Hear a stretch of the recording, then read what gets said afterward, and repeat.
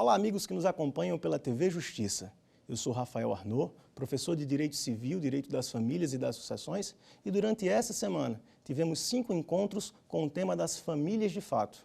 Hoje, chegou o dia de tirarmos as dúvidas dos nossos estudantes.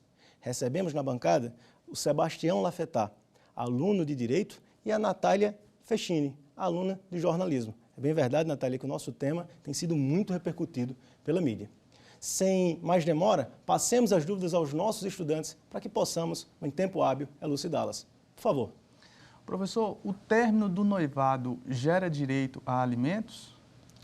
É excelente a sua pergunta, Sebastião, porque nos dá a oportunidade de esclarecer algo que comumente é muito confundido.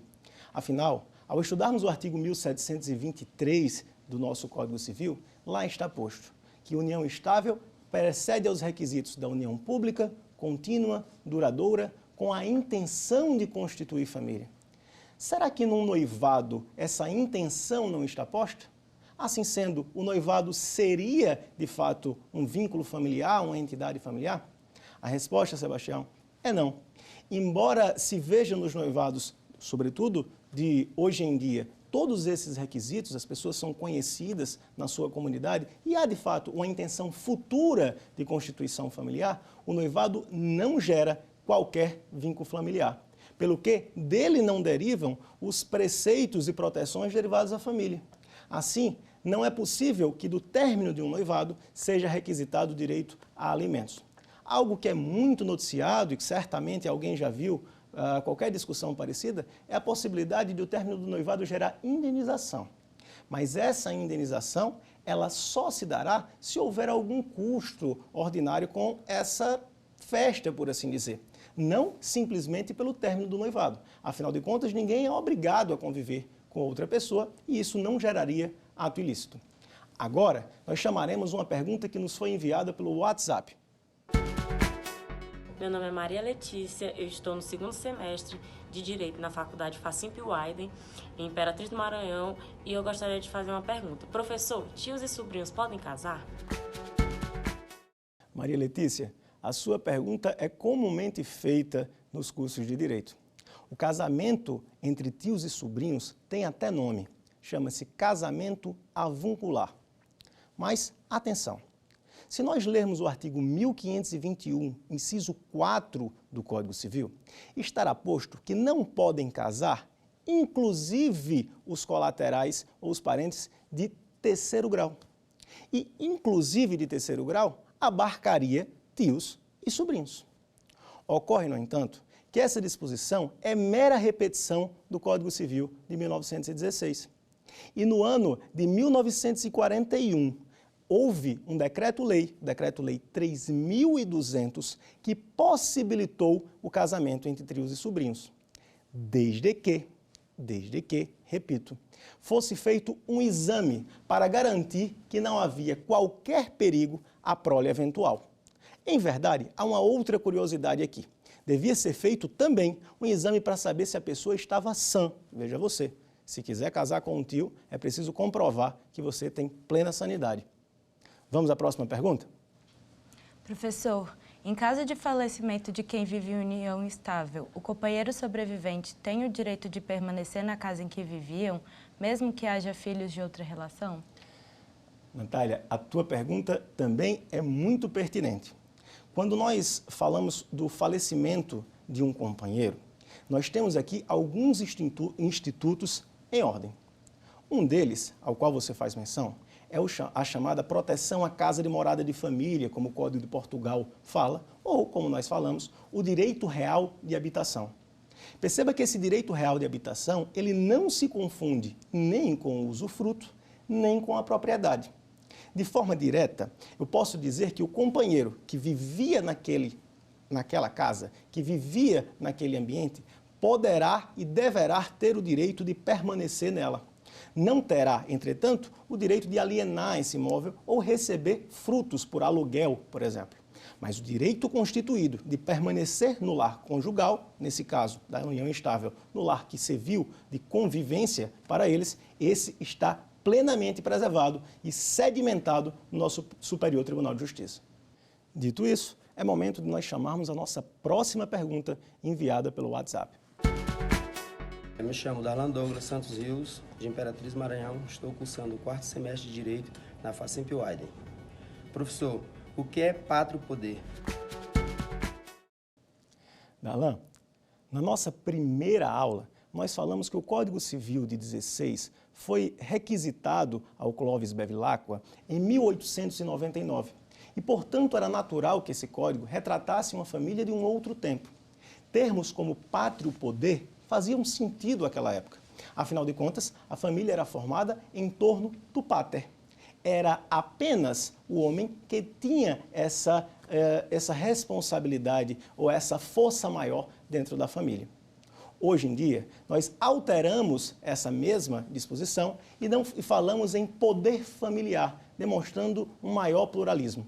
Em verdade, a nossa doutrina já tem falado em responsabilidade familiar, mas a nossa lei consagrou mesmo, foi o nome poder familiar. Pátrio poder, portanto, é o poder familiar daquela época.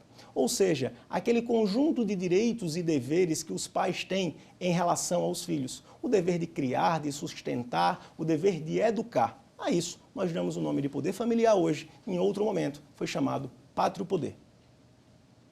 Mais uma pergunta da bancada? Professor, como que fica a herança de quem casou em comunhão parcial de bens? Os regimes de bens, Sebastião, sempre geram alguma discussão. Temos alguns no nosso Código Civil. O artigo 1829 é o artigo capaz de dirimir a sua dúvida. Lembre-se que na comunhão parcial de bens, nós teremos bens comuns e bens particulares. Aqueles bens comuns, a herança não ocorrerá, ocorrerá a meação. A pessoa já é proprietária. Tanto é verdade que não incidirá imposto, o nosso chamado ITCMD, Imposto de Transmissão de Causa-Mortes e Doação. Sobre os bens particulares, esse sim. Aqui nós podemos falar em herança. Então, a pessoa que casou pelo regime da comunhão parcial de bens será meeira dos bens comuns e herdeira dos bens particulares. E nesses bens particulares, elas ainda podem vir a concorrer com os descendentes ou ascendentes, conforme inciso 1 e 2 do mesmo artigo 1829. Espero ter esclarecido e chamo mais uma pergunta do WhatsApp. Professor, pessoas casadas podem constituir uma união estável com outro parceiro? Olha que pergunta. Pessoas casadas podem constituir uma união estável com um outro parceiro? Pensemos, será que alguém que está casado pode vir a ter uma nova família enquanto permanece casado? Parece-me que a resposta imediata é não. Inclusive, até o Código Penal traz no artigo 235 um crime chamado de bigamia, vocês todos sabem disso. Mas é bom que nós leiamos atentamente os dispositivos. No parágrafo 1º do artigo 1723, nós temos uma exceção à regra. Nos diz o parágrafo 1º, que não se observará o impedimento trazido pelo inciso 6º do artigo 1521, ou seja, as pessoas já casadas, se essas pessoas estiverem separadas de fato. Portanto, a resposta que eu tenho para lhes dar é, em regra, pessoas casadas não constituirão união estável, mas se elas já se encontrarem separadas de fato, elas podem sim vir a constituir uma nova família, uma nova união estável. Mais perguntas? Professor, casais homossexuais podem se casar ou é só união estável? Olha só, nós temos aqui algo muito interessante a ser respondido. Isso porque, no Brasil, o casamento homoafetivo, como ficou conhecido, ele se sustenta por uma portaria. É a 175 do CNJ. No dia 5 de maio de 2011, foi julgada conjuntamente a DPF 132 e a 4277. Mas essas ações, elas diziam respeito à união estável e não ao casamento. No entanto, como a nossa Constituição prevê que deve ser facilitada a conversão da união estável em casamento, foi editada a citada portaria 175 pelo então presidente do CNJ, o ministro Joaquim Barbosa, determinando que os cartórios não se negassem a fazer os chamados casamentos homoafetivos. E hoje nós temos a plena possibilidade de fazê-los, não lhe pode ser negado esse direito. Mas a grande verdade, embora algumas pessoas pensem de forma, tenham uma informação errada sobre isso, não existe lei possibilitando o casamento homoafetivo, assim como também o tema não foi analisado pelo plenário da Suprema Corte. Foi analisado a união estável e, por interpretação sistemática, se deve ser facilitada a união estável em casamento, a resolução 175 foi suficiente para possibilitar a essas pessoas a dignidade que lhes era devida. Mais perguntas, agora oriundas do WhatsApp. Os filhos adotivos possuem direito à herança igual aos filhos biológicos? Olha só, será que os filhos adotivos possuem direito à herança igualmente aos filhos biológicos? Nós vimos que o código anterior fazia a diferenciação entre filhos. Os filhos legítimos, os filhos ilegítimos, adulterinos, incestuosos e até sacrílegos. Mas vejam vocês, com a Constituição de 88, dissemos no nosso primeiro programa, essa diferenciação caiu por terra. Filho é filho, e não importa se ele advém da forma adotiva, se ele é filho socioafetivo ou se ele é filho registral. Terão absolutamente os mesmos direitos. Eu agradeço a atenção de vocês e continuamos no próximo bloco.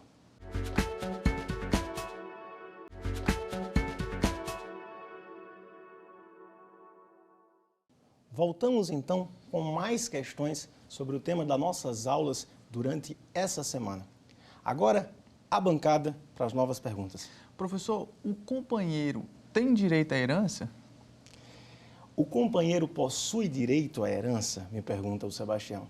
Sebastião, lhe respondo imediatamente. Sim, possui direito à herança. Agora é preciso que nós modulemos em que sentido possui direito à herança. Qualquer pessoa que abrir um Código Civil no artigo 1790 verá que o artigo está disposto a discutir a sucessão do companheiro. Mas, na verdade, esse artigo merece ser riscado do Código Civil. O Supremo Tribunal Federal o analisou e o entendeu como inconstitucional. Anteriormente a essa decisão, dizia-se que o companheiro só poderia herdar dos bens adquiridos durante a união estável. Hoje, no entanto, o entendimento é que o artigo a ser posto aos companheiros é o mesmo dos cônjuges, ou seja, o artigo 1829. Então, o companheiro herdará como se casado fosse. Será herdeiro dos bens particulares e meieiro dos bens comuns, pegando, por exemplo, aqui, alguém que está como companheiro no regime da comunhão parcial. Mais perguntas vindas do WhatsApp. Quando um namoro se torna uma união estável? Essa talvez tenha sido a maior dúvida que se lançou desde o estabelecimento da união estável como uma entidade familiar. As pessoas passaram a estar preocupadas se um mero namoro poderia gerar efeitos de direito de família. Mas quando? Quando algo deixa de ser namoro e passa a ser união estável? Anteriormente, não era tão difícil, a linha não era tão tênue, os relacionamentos não eram tão próximos como os que nós conhecemos hoje em dia. Agora, é muito comum que as pessoas sejam conhecidas no bairro onde moram, é muito comum que essas pessoas estejam conjuntamente e às vezes até durmam um na casa dos outros. Então, qual é o liame? Por que é união estável e não namoro? Ou por que é namoro e não união estável? Tivemos a oportunidade de falar do namoro qualificado, esse namoro que ganha feições de união estável. Mas a grande resposta, a chave dessa questão, está no elemento anímico da união estável, a intenção de constituir família. Essa é a grande diferença. No namoro, há uma intenção futura de constituir família, enquanto que na união estável, essa intenção já é vivenciada. As pessoas já vivem como se casados fossem. Já existe ali uma família completa e não apenas uma intenção futura. A melhor resposta, portanto, seria justamente essa, a convivência no estado de casado. Isso geraria união estável e não simples namoro. Mais questões? Professor, a união estável altera o estado civil do companheiro? Natália, essa é uma outra questão que tem sido muito feita atualmente. O nosso Código de Processo Civil de 2015 trouxe no artigo 319, inciso 2, a obrigatoriedade daqueles que vivem em união estável demonstrá-la numa petição inicial, por exemplo, dizer que vivem no estado de união estável. Isso gerou, em alguma parte da doutrina, a discussão se seria gerado um novo Estado civil, o Estado de convivente. Há pelo menos 2 professores que me vêm à mente, o professor Jones Figueiredo e o professor Flávio Tartucci, que discutem se nós temos, nesse momento, um novo Estado civil, o Estado de convivente. A grande verdade é que não há, em qualquer legislação, em qualquer disposição, os estados civis que nós temos. Nós conhecemos muito bem os de casado, os de solteiro, de divorciado e o de viúvo. Entretanto, preciso lhe dizer que a esmagadora maioria da doutrina vai nos dizer que a união estável não altera o estado civil, mesmo porque nasce do fato e morre do fato. Não há qualquer solenidade necessária, não há necessidade de se estabelecer uma escritura, como nós vimos em nossas aulas. Então, de forma muito breve, diria-se que, para a imensa maioria da doutrina, não há alteração do estado civil na união estável, embora já se discuta se, em pouco tempo, nós não alteremos. Mais perguntas vindas do WhatsApp. O que é necessário para se divorciar hoje em dia? Para se divorciar, sinceramente, só é preciso uma coisa: estar casado. Nada mais que isso. Sendo as partes concordes, esse divórcio pode ser feito, inclusive, em cartório. Essa é uma inovação trazida pela Lei 11.441 de 2007. Sendo as partes concordes, não tendo filhos menores e ainda não estando a companheira grávida, uma exigência do CNJ, esse divórcio pode ser feito em cartório, sem a necessidade de uma ação judicial. Não sendo feito em cartório por qualquer das questões, não atendidos qualquer desses requisitos, pode ser feito por uma ação judicial, sem mais perquerir culpa, sem necessidade de prazos e estabelecimentos dessa natureza. Divorciar-se tornou-se, de fato, algo muito mais simples. E há quem já esteja falando na doutrina, inclusive em divórcio liminar. De fato, o Código Civil prevê a possibilidade de se garantir um direito que é potestativo, e lembremos o que é direito potestativo, aquele que pode ser exercido mesmo contra a vontade do outro. Vejam, é clássica a cena quando alguém diz: então não vou lhe dar o divórcio, o que é completamente impossível. Ninguém pode se negar a dar um divórcio. Tendo um dos cônjuges a vontade de se divorciar, uma coisa é certa: ele conseguirá divorciar-se, seja por via extrajudicial, se atendidos os requisitos da Lei 11.441 de 2007, seja por via judicial. Esclarecido esse ponto, sigamos a nossa próxima pergunta. Professor, então o que é mais vantajoso, casar ou viver em união estável? Sebastião, essa é uma pergunta que depende de cada indivíduo. Cada um precisa saber o que melhor traduz a sua vontade no momento em constituir a sua família. Algumas pessoas sentem a necessidade de uma solenidade, sentem a necessidade de ter um papel que diga que elas estão ligadas por algum laço. Outras pessoas precisam de uma bênção de acordo com a sua fé. Outras, no entanto, não veem qualquer necessidade e acham mais importante apenas a convivência, o dia a dia, o compartilhar de necessidades e das dificuldades mesmo e das felicidades da vida. Cada um vai saber o que é melhor para si. A grande importância é ser dito que não se tratam do mesmo instituto, pelo menos por enquanto no Brasil. Nós temos sim uma tendência de que em algum tempo nós tenhamos um instituto só. Casamento e união estável sendo um instituto só. Aquele casamento que se consubstancia pela assinatura dos papéis e um outro que se consubstancia pela passagem do tempo. Mas, por enquanto, nós ainda temos 2 institutos. É só pesar, decidir o que é importante para cada um. Ver das dificuldades de dissolução, por exemplo. Afinal de contas, como nós falamos, no casamento é necessário um divórcio, se se desejar dissolver o vínculo. Enquanto na união estável, a mera separação de fato é suficiente. Ver cada uma dessas questões, o que é importante e o que é desimportante na vida do casal. Quanto aos efeitos sucessórios, esses serão iguais. Falamos já sobre a inconstitucionalidade do artigo 1790 e dissemos que hoje é o artigo 1829 quem regulamenta tanto a sucessão do cônjuge quanto a sucessão do companheiro. Pelo que, a melhor resposta para isso é o que melhor aprouver ao casal. Quando se tem um apego maior às solenidades, talvez a resposta seja casamento, quando isso é desimportante à união estável. Mais uma pergunta vinda do WhatsApp. Qual a idade mínima para casar?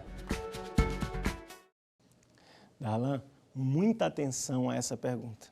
Ela pode parecer inicialmente muito simples. Afinal, é só consultarmos o nosso Código Civil e lá no artigo 1517 vai dizer que a idade núbil é a de 16 anos. Essa é a idade para casar. Entretanto, a Lei 13.811 de 2019 alterou o nosso artigo 1520, que trazia outras possibilidades do casamento anterior aos 16 anos.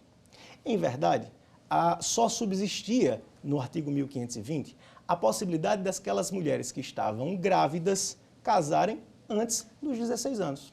O legislador entendia aqui que uma família já havia sido formada naturalmente, pelo que não havia razão qualquer para se obstar ao casamento diante daquela situação. Ocorre, entretanto, que com a lei que eu vos citei, 13.811 de 2019, o artigo 1520 teve a sua redação completamente alterada. E agora, ele consta afirmando que em nenhuma possibilidade alguém pode se casar se não atingir a idade núbil. Que idade núbil é essa? Lembrem vocês, 16 anos. Portanto, para a sua pergunta, que parece simples, a idade é de 16 anos, mas há não muito tempo, ainda em 2019, nós poderíamos excepcionar essa idade no caso de gravidez. Hoje, já não podemos mais fazer.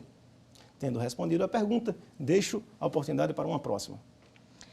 Professor, é preciso mover um processo para dissolver a união estável? Essa é uma pergunta da prática e também muito interessante. Não só para constituir uma união estável não é necessário nem processo, nem escritura pública, como também para desconstituí-la não é necessário. A pergunta que ainda queda é o seguinte: mas e se por acaso eu fiz uma escritura de união estável? Para dissolvê-la, eu preciso fazer uma nova escritura? A resposta é não.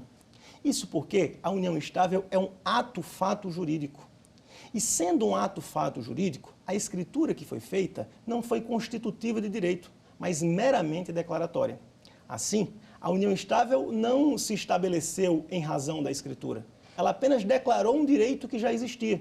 Portanto, não é necessário mover um processo para dissolver a união estável, nem sequer realizar uma escritura pública. Basta a separação de fato. Como nasce a união estável do fato, morre a união estável também do fato. Mais questões? Professor, como que funciona o reconhecimento da união estável pós-morte? Boa pergunta. Essa comprovação vai se dar através de um processo. O processo de reconhecimento e dissolução da união estável. Vai se analisar se os requisitos trazidos pelo artigo 1723, repitamos, união pública, contínua, duradoura, com a intenção de constituir família, estavam visualizados, podiam ser visualizados naquela relação. Se os requisitos foram atendidos, se a união de fato tinha uma continuidade, as pessoas ao redor conheciam aquele casal como companheiros ou como cônjuges, se todas essas nuances estão estabelecidas, o juiz declarará o reconhecimento pós-mortem e, concomitantemente, a dissolução, uma vez que com a morte extingue-se a personalidade jurídica. Mas para isso, sim, nós precisaremos de uma decisão judicial, para analisar se no caso concreto ocorreu a união estável e que determine todos os efeitos derivados dela, inclusive os efeitos sucessórios. Mais perguntas?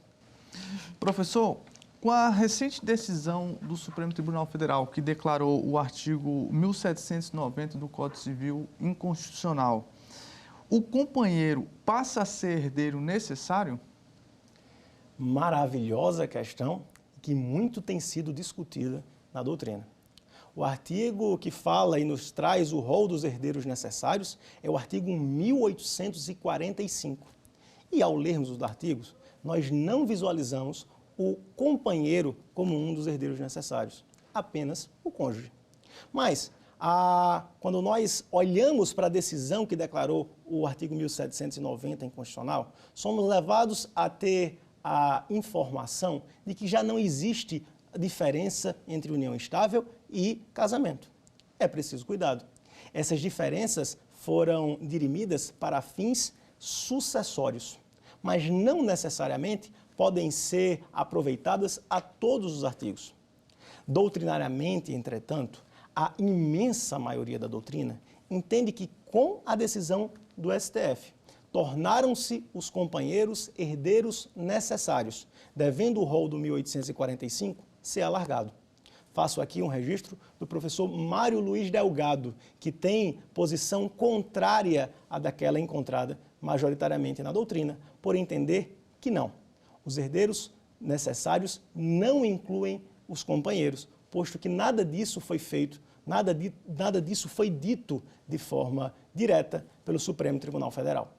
Espero que com isso tenha jogado luz sobre uma questão que ainda é debatida na doutrina e que nós só teremos certeza no momento em que o Supremo Tribunal Federal se manifestar exatamente sobre o artigo 1845. E assim, nós encerramos o nosso Saber Direito, a semana em que nós estivemos estudando sobre as famílias de fato. Quer dar uma sugestão de tema para os cursos do Saber Direito? É só mandar um e-mail para a gente, saberdireito@stf.jus.br. Ou então, entre em contato pelo nosso WhatsApp. O número é este que aparece na sua tela. Você também pode estudar pela internet. Acesse tvjustiça.jus.br. Reveja ainda as aulas no nosso canal do YouTube, TV Justiça Oficial.